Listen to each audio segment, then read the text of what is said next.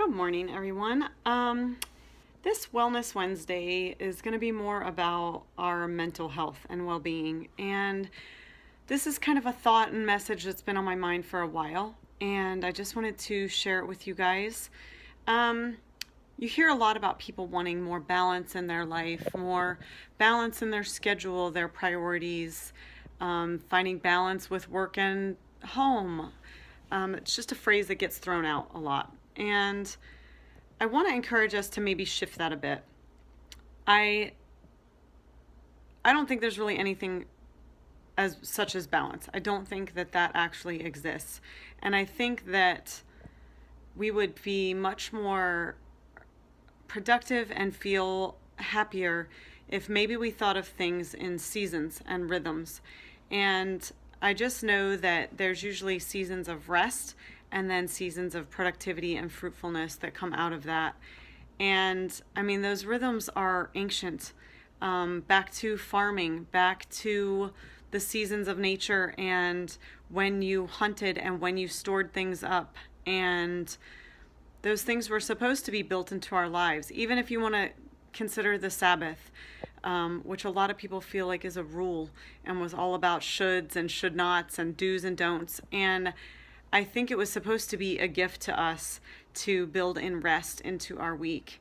And our lives are so scheduled now that it can be really challenging to create those rhythms, but it's absolutely possible and it's healthy. And it sort of fits along with some posts I made on Facebook this week about letting our no be no and being able to just say no to someone. Thank you for including me, but I'm not going to be able to accept that right now. Without the, I've got this and I've got this and I've got this and all your reasons why you're so busy that you can't say yes.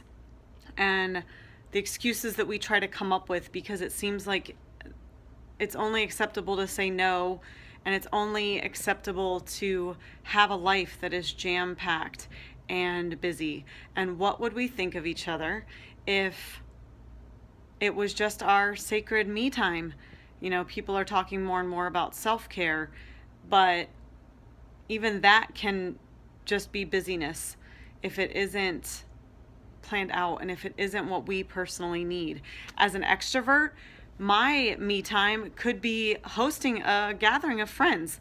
And for somebody else, that could be a draining, exhaustive item on their to-do list that they might enjoy, but it's a withdrawal from their energy levels and from their personal well-being to some degree.